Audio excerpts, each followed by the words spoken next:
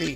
అసలు అమెరికా వైఖరే చాలా డిప్లొమసీ కనపడుతుంది. ఎందుకంటే F-16 యుద్ధ విమానాలు ఇచ్చినప్పుడు కేవలం ఇది టెర్రరిస్టుల అటాక్ మాత్రమే యూజ్ చేయండి అని చెప్పించింది.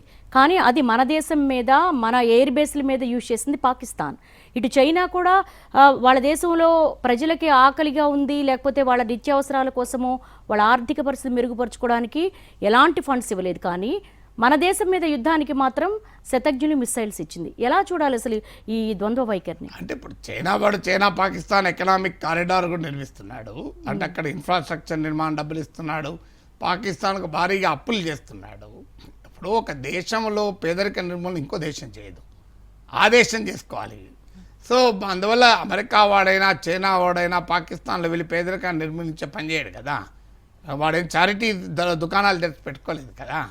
సో ఇక్కడ మీకు ఫండమెంటల్ పాయింట్ అది. F-16 ప్యాకేజ్ బైడెన్ $450 మిలియన్ ఇచ్చాడు, $393 మిలియన్ ట్రంప్ ఇచ్చాడు. వీళ్ళిద్దరికి తెలియదా 2019లో పుల్వామా దాడి జరిగాక భారతదేశం బాలాకోట్ స్ట్రైక్స్ నడిపితే మన పైకి F-16తో రాలేదా పాకిస్తాన్? అవును. అయినా కూడా మళ్ళీ తీవ్రవాదం పైన పోరాటంలో భాగంగా ఇస్తున్నామని ఎట్లా చెప్తారండి? పోనీ ఇచ్చాను పో, ఏం చేశారు? ఇప్పుడు మళ్ళీ F-16 వాడాడుగా మన మీద. ఇప్పటికైనా మరి F-16 ప్యాకేజ్ విడ్రా చేయాలి కదా ట్రంప్.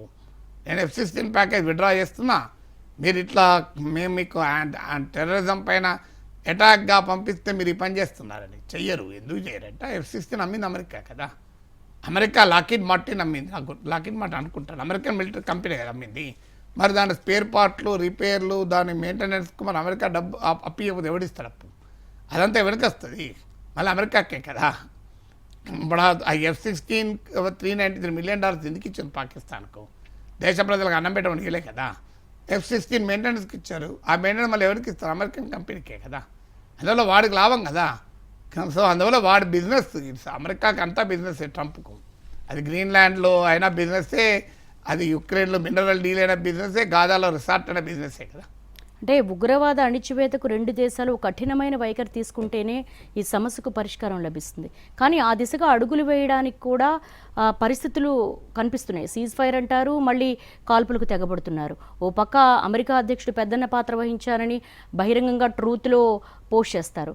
కానీ ఇక్కడ జరుగుతున్న దానికి అమెరికా మీడియేషన్కి అసలు ఎక్కడా కూడా పొంతన కుదరట్లేదు. అంటే టూ ఎర్లీ టు కామెంట్. ఇప్పుడు మనము వెంటనే ఇప్పుడు నేను ఈ చర్చలో కూర్చుండగా న్యూస్ వచ్చింది. అది కూడా ఉమర్ అబ్దుల్లా ట్వీట్. అందువల్ల without verifying things, without coming to any conclusion, cannot come to any conclusion. అందువల్ల తొందరపడి మీడియేషన్ ఫెయిల్ అయిందనో లేకుంటే కాల్పుల ఫెయిల్ అయిందనో కామెంట్లు చేయడం అనేది కరెక్ట్ కాదు. ఎందుకంటే ఇది ఇస్ అన్ ఎవాల్వింగ్ సిచ్యువేషన్, చాలా వేగంగా ఎవాల్వ్ అవుతుంది. ఓ ట్వీట్ బట్టి, ఒక సోషల్ మీడియా పోస్ట్ బట్టి నేను కామెంట్ చేయలేను. సో ఫైనల్గా ఏం చేస్తే వీ గాట్ గుడ్ రిజల్ట్ అంటారు? అంటే భారత వైఖరి ఇప్పుడున్న సిచ్యువేషన్లో ఎలా ఉంటే మీ విశ్లేషణ? కాల్పుల విరమణకు పాకిస్తాన్ అంగీకరించింది చెప్పింది కనుక మనము అంగీకరిస్తాం. కానీ పూర్తి అనుమానాలతోనే అంగీకరిస్తాం. ఇది కేవలం ఆపరేషనలే, it is not diplomatic, it is not political. చూద్దాం 12th రోజు మళ్ళీ మన director general military operations Pakistan DGMOతో చర్చలు జరుపుతారు. వాళ్ళు ఏం ఒప్పుకుంటారో అని. వాళ్ళు ఉల్లంఘిస్తారని అనుకొని మనం ముందుకు పోలేదు. ఎందుకంటే we cannot decide neighbours. Geography మన చేతిలో ఉండదు.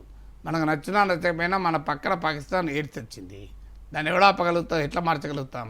Can you change your geography అని చెప్పి మనం నిరంతరం యుద్ధంలో ఉండలేము. సో నిరంతరం యుద్ధంలో ఉంటే దేశ అభివృద్ధి పక్కపోతుంది. పాకిస్తాన్ లాంటి ఒక ఫెయిల్డ్ కంట్రీకి నిరంతర యుద్ధం అవసరం.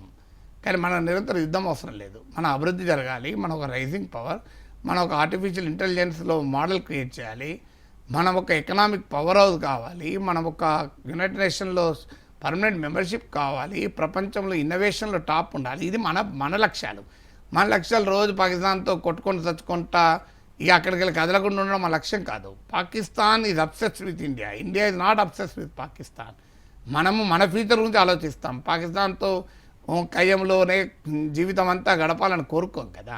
అందువల్ల మన ప్రభుత్వము కాల్పుల విరమణకు అంగీకరించడం కరెక్ట్. అంగీకరించినంత మాత్రాన మనం ఏదో నమ్మేసినాం అనుకుంటే పొరపాటు. ఖచ్చితంగా పాకిస్తాన్ వాచ్ చేయాలి, అప్రమత్తంగా ఉండాలి, కాషియస్గా ఉండాలి. కాల్పుల విరమణ మాత్రమే. ఇదేమీ సంపూర్ణమైన శాంతి కాదు. సంపూర్ణమైన శాంతి దిశగా ప్రయత్నం చేయాలి. ఎందుకు? యుద్ధాలు నివారించడం కొరకు. కానీ సంపూర్ణమైన శాంతి ఎప్పుడు సాధ్యమవుతుంది?